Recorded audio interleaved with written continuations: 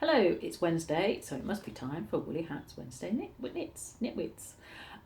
So, a new month. January is gone. Hurrah, hurrah, the days are getting longer and it's looking quite good. The vaccinations are going up and that's great. As you probably saw in my posts and things, I've done lots of projects did lots of projects in January. So that was good.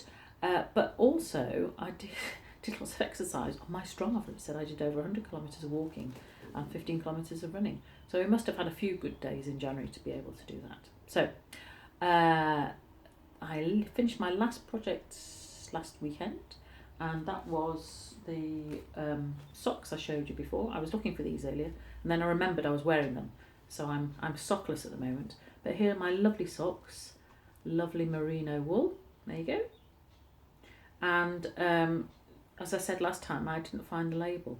So that's a learning point for us all. Keep an eye or keep a note of what you've knitted and what you've used, because if you want to go back and use some lovely wool like this, then you know where to get it from. There are lots of different ways of doing it. So there's the old-fashioned way, keeping a notebook, but then there's the high-tech route, which is things like Ravelry, where you can go on and put your different projects, put your needles, put your yarn, put the pattern you've used, and you can make a note of the alterations, and it's always there for you.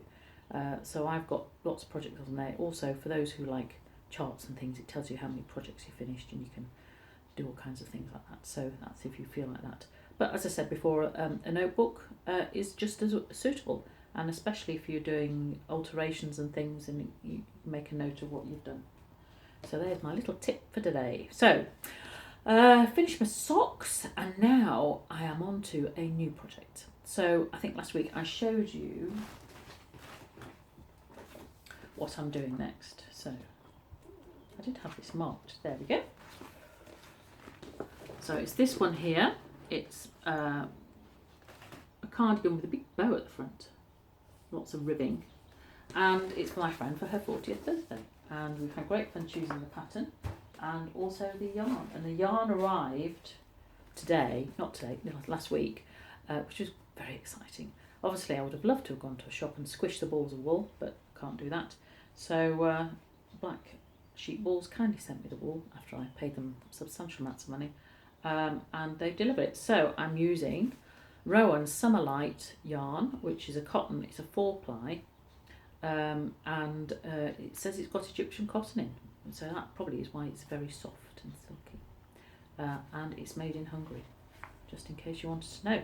So that's the main colour, because my friend is not a pastel colour, a bit like me. She likes the dark colours.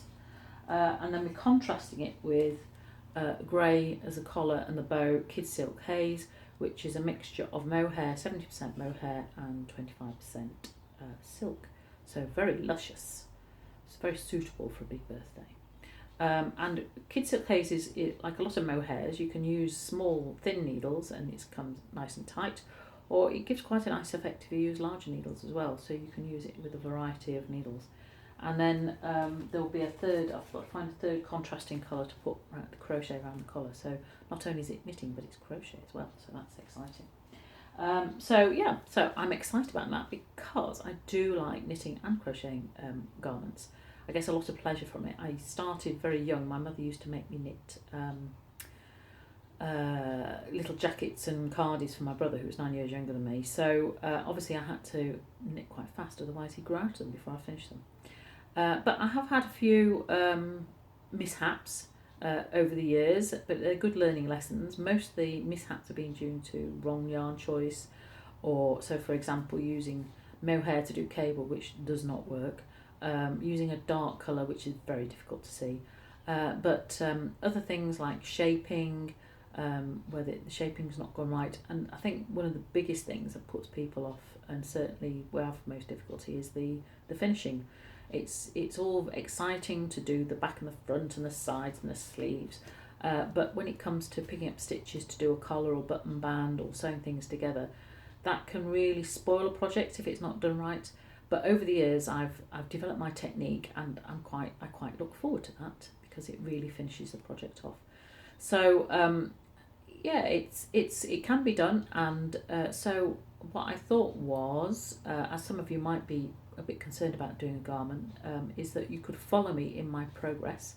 so you can see what I do and also how I do my finishing. So from this week I shall be posting videos on the Woolly Hat client group, and you'll be able to see how I've chosen a pattern, how I've chosen the yarn, what I'm doing, different techniques for different parts of the pattern and the garment, which you might not read in a pattern. They don't always put those bits in a pattern.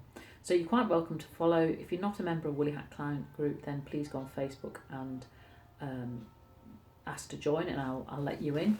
And please make comments or questions, and also it'd be lovely to see what you're knitting and crocheting as well. So that is my exciting project at the moment. I'm also doing some more crochet for the next steps for crochet course, so we can hit the ground running when we can. And that's about it for me. Just in case you're wondering, this is my Sarah Hatton cardigan, which I knitted last year. It's Rowan Kidsilk Kid Classic, which is mohair and wool, and it's lovely. It's like a dressing gown, and it was a lovely mindful knit. So nice cables there, but not too complicated. If you're looking for a pattern, that might be one to do. So I hope you're all well and are looking forward to February, which has got Valentine's Day and Pancake Day in it, and the days are getting longer and the birds are tweeting, so there's lots of things to look forward to. And I will see you next week. Bye.